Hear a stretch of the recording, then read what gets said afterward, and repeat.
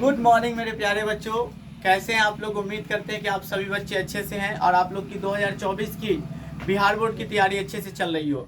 देखिए, आप लोग को पॉलिटिकल साइंस का पहला चैप्टर का जो पार्ट 1 वीडियो अपलोड करा दिए थे, पार्ट 2 में आते हैं हम लोग। देखिए, 30 ऑब्जेक्टिव आप लोग को एक चैप्टर, यानी कि देखिए चैप्टर का नाम राष्ट्र निर्माण तथा उसकी समस्याएं। राष्ट्र का जो निर्माण किया जा रहा था तो उसमें क्या क्या समस्या आ रही थी, उन समस्याओं के बारे में हम लोग यहाँ देखने वाले हैं। देखिए, सबसे पहला आप लोग को 11 तक करा दिए थे और 12वां प्रश्न के ऊपर हम लोग चर्चा करेंगे। 12वां प्रश्न आप लोग का है कि देश के विभाजन के समय, जब देश का विभाजन हो रहा था, है ना, भारत और पाकिस्तान को अलग करने की बात हो रही थी, तो उस समय देश के विभाजन से कौन कौन से राज्य प्रभावित थे। देश का जब विभाजन हो रहा था, आप लोग को पता है, मोहम्मद अली जिन्ना ने 1906 में मुस्लिम लीग के अध्यक्ष बनाए गए थे। मुस्लिम लीग के अध्यक्ष मोहम्मद अली जिन्ना को बनाए गए थे 1906 में। ठीक है, देखिए, जब देश का विभाजन की बात आई तो भारत के जो हमारे राष्ट्रीय पिता है महात्मा गांधी जी, और जो हमारे देश के पहले प्रधानमंत्री थे पंडित जवाहरलाल नेहरू जी, ये लोग मानने से इनकार कर दिए कि देश के अंदर इस तरह से आपस में बंटवारा सही नहीं है। लेकिन आग तो अंग्रेजों का लगाया हुआ था, जो आग धधक रहा था। क्योंकि ये बात इसलिए आई क्योंकि आप लोग को पता होगा, नहीं है तो हम बता देते हैं कि भारत देश के अंदर जब भारत स्वतंत्र हुआ तो चुनाव किया गया, जिसमें से भारतीय राष्ट्रीय कांग्रेस पार्टी को सबसे ज्यादा वोट मिला था और मुस्लिम लीग को कम मिला था। जिससे मुस्लिम लीग को यह लगने लगा कि यहाँ की जो सरकार है, यहाँ की जो पार्टी है, मुसलमानों पर कोई ध्यान नहीं दिया जा रहा है। लेकिन बिल्कुल ऐसा नहीं था, बिल्कुल गलत बात है। ठीक है, भारतीय राष्ट्रीय कांग्रेस की बात किया जाए तो भारतीय राष्ट्रीय कांग्रेस हमेशा कभी किसी एक दल, एक समूह का पर जोर कभी नहीं दिया, है ना। उन्होंने सभी दलों को एक साथ लेके चला है, सभी जाति के लोगों को एक साथ लेके चला है। ये हमारे भारत की इतिहास रही है। देखिए, तो उस समय अंग्रेजों को लगा कि अगर ये दोनों मिल जाएंगे फिर बंटवारा नहीं हो पाएगा। तो उन्होंने क्या किया कि आग में घी डालने की काम की, क्या आपस में लड़ा दिया गया, जिसके कारण हमारे भारत का विभाजन 1906 में मुस्लिम लीग की स्थापना की गई। ठीक है, और इस तरह हमारे भारत का विभाजन हो गया। देखिए, जब शांति का वातावरण नहीं था, पता है, जब भारत के अंदर मानने को इनकार कर दिया, है ना, जो हमारे भारत के राष्ट्रीय पिता महात्मा गांधी जी है, ये मानने को इनकार कर दिया कि देश के अंदर अब बंटवारा नहीं होना चाहिए। अगर बंटवारा करना है तो मेरी लाश से उठिए ऊपर से जाके तब बंटवारा करो। तो इसके लिए मोहम्मद अली जिन्ना और उनके सहयोगियों ने पंजाब और बंगाल के साथ ऐसा दुष्व्यवहार किया जिसके बारे में बोलना भी, ये देखिए, पंजाब और बंगाल की बात करें, खून की नदियां बहा दिया गया यहाँ पंजाब के लोगों को और बंगाल के लोगों के, है ना। इसके प्रांत के, इसके आधे भाग को काट के पाकिस्तान को दे दिया गया और इसके आधे भाग को काट कर हिंदुस्तान को, यानी दोनों का आधा आधा भाग पाकिस्तान को मिला और दोनों का आधा आधा भाग हिंदुस्तान को मिला। और इसमें पाए गए जो भी लोग थे, है ना, कुछ एक बच्ची की घटना है, एक लड़की है और एक लड़का है जो आपस में प्रेम किया करते थे, ना, प्यार किया करते थे आपस में। पता है उनको क्या किया गया, खदेड़ा गया, उनको दौड़ाया गया, है ना। मुस्लिम लीग का कहना था, क्योंकि वो लड़की जो थी वो मुस्लिम थी और लड़का हिंदू था, है ना। इसके वजह से दोनों को बहुत ज्यादा प्रेरित किया गया, परेशान किया गया। ठीक है, अंत तक वो लड़की बुखार के मारे, वो गर्भवती थी, बुखार के मारे वो एक गड्ढे में अपना जान भी निछाड़ कर देती है। ठीक है, और डर के मारे वो लड़का क्या करता, पुलिस की हिरासत में पकड़ा जाता, है ना। तो एक दहशत और डर फैला हुआ था। ये जो नरसंहार भूला नहीं जा सकता है। ठीक है, इस तरह का था जब हमारा भारत विभाजन हो रहा था तब। देखिए, आइए दूसरे क्वेश्चन पे, भारत और पाकिस्तान ने सिंधु नदी जल समझौता पर हस्ताक्षर कब किया था। ठीक है, तो सिंधु नदी जो भारत और पाकिस्तान की सीमा रेखा पर मिलती है, कि भारत और पाकिस्तान ने सिंधु नदी जल समझौता जो था वो 1960 ईस्वी में किया गया था। देखिए, लिख दिया 1960 ईस्वी में किया गया था। ठीक है, जिससे किसी तरह की परेशानी नहीं हो। देखिए, ताशकंद समझौता पर चर्चा करें। ताशकंद समझौता हुआ था वो भारत और पाकिस्तान के बीच हुआ था। ठीक है, भारत और पाकिस्तान के बीच हुआ था 10 जनवरी 1966 को। याद रखिएगा, 10 जनवरी 1966 को पूछा जाए क्वेश्चन में कि ताशकंद समझौता किसके किसके बीच हुआ, तो याद रखिएगा भारत और पाकिस्तान के। ठीक है, अगले क्वेश्चन की तरफ चले। सिक्किम भारत का सिक्किम भारत का हिस्सा कब बना? ठीक है, तो 1975 में, याद रखिएगा 1975 में भारत जो है, सॉरी, सिक्किम जो है भारत का राज्य का हिस्सा बना था 1975 में। और एक क्वेश्चन और याद रखिएगा, सब पूरे भारत के अंदर सबसे ज्यादा सबसे कम जनसंख्या आपको सिक्किम में नजर आएगा। ठीक है, याद रखिएगा कि पूरे भारत में सबसे कम जनसंख्या कहाँ पाया जाता है? तो सिक्किम में। ठीक है, आइए अगले क्वेश्चन की तरफ। 16 नंबर, भारत में वर्तमान में कुल कितने संघ शासित प्रदेश हैं? तो देखिए याद रखिएगा, आपका जो बुक है उस बुक में आंसर होगा 9, क्योंकि उस समय जम्मू कश्मीर राज्य था, तो आपको 9 होगा। लेकिन वर्तमान का पूछेगा कि वर्तमान में अभी केंद्र शासित प्रदेश की संख्या कितनी है? तो अभी 8 है और पहले 9 था, तो बुक के अकॉर्डिंग हम लोग पढ़ेंगे तो 9 होगा। और अभी वर्तमान में जो है 8 है, क्योंकि जम्मू कश्मीर जो है वो अब राज्य नहीं केंद्र शासित प्रदेश है। ठीक है, अगले क्वेश्चन की तरफ चलेंगे हम लोग। भारत में उत्तर पूर्वी क्षेत्र, उत्तर का जो पूर्वी क्षेत्र है, असम का भाग काटकर कौन सा राज्य बनाया गया? ठीक है, तो भारत के उत्तर पूर्वी क्षेत्र में है ना, असम का भाग काटकर नागालैंड राज्य को बनाया गया था। याद रखिएगा, नागालैंड राज्य को बनाया गया था। अगले क्वेश्चन की तरफ, शिमला समझौता पर भारत के किस पीएम मतलब प्रधानमंत्री, प्राइम मिनिस्टर, ठीक है, किस प्रधानमंत्री ने हस्ताक्षर किए थे? याद रखिएगा, शिमला समझौता भी भारत और पाकिस्तान के बीच ही हुआ था। याद रखिएगा, शिमला समझौता भी भारत और पाकिस्तान के बीच हुआ था, और ये शिमला समझौता 1972 में हुआ था।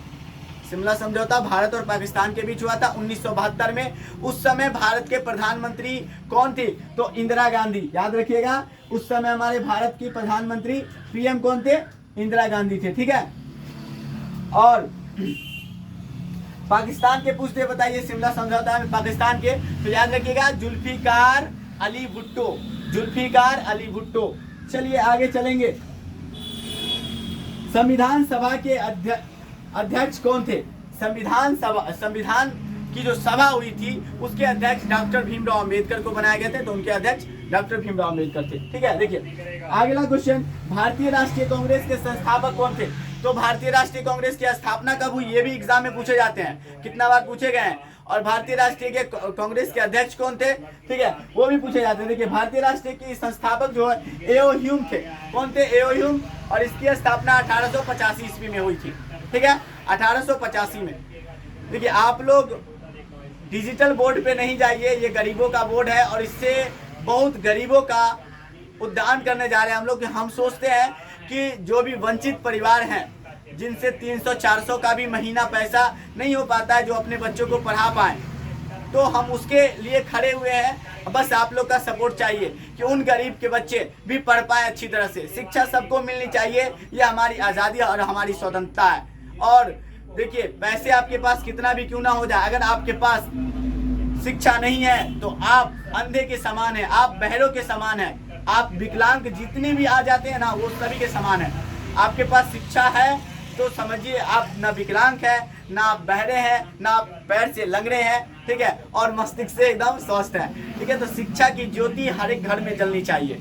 ठीक है, आइए देखिए तो देखिए आगे, संविधान सभा के अध्यक्ष कौन थे? डॉक्टर भीमराव अंबेडकर। और भारतीय राष्ट्रीय कांग्रेस के संस्थापक एओ ह्यूम थे।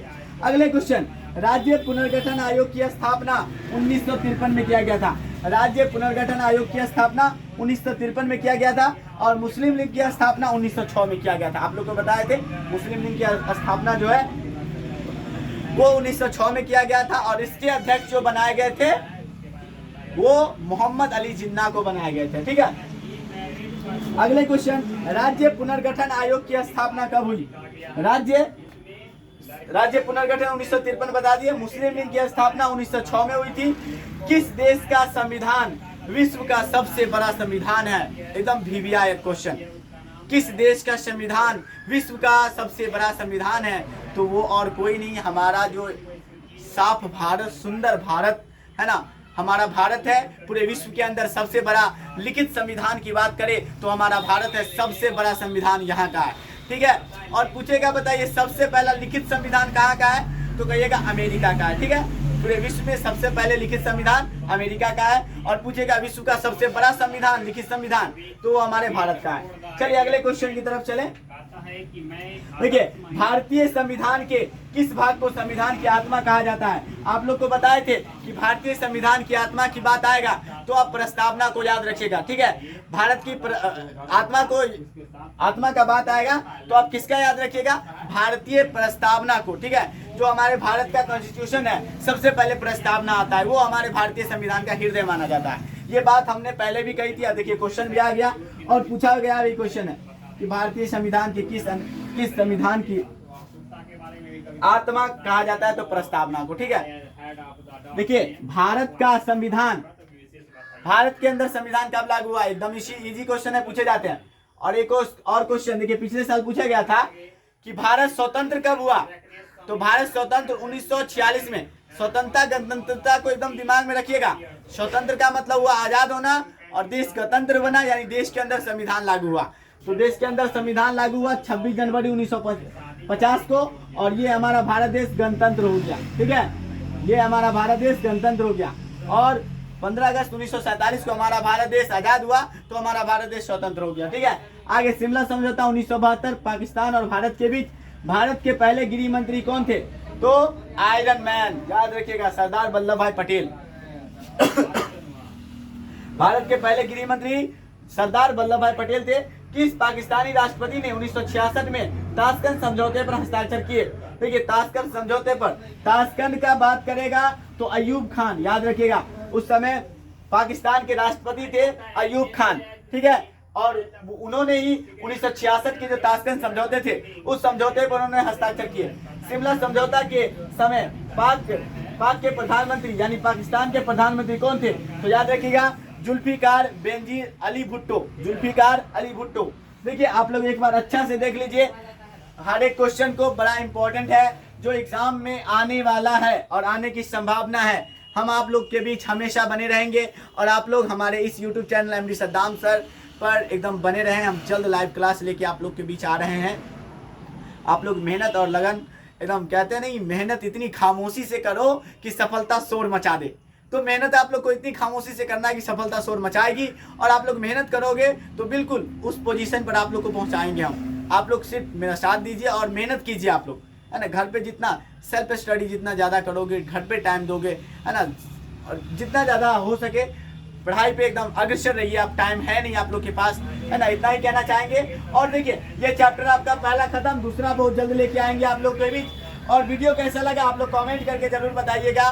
कि बाबू लोग आप लोग कमेंट करते हैं, हम सारे सभी बच्चों का कमेंट, और सभी लोग जो भी हमारे गार्जियन हैं उन लोग का भी कमेंट देखते हैं, और उनका आशीर्वाद, उनका प्यार, उनका दुआ हम पे हमेशा बनी रहे, है ना, बनी रहे। और इसी तरह से, है ना, आप लोग हमें सपोर्ट करते रहे, और फिर हम दोबारा फिर आएंगे आप लोग के पास।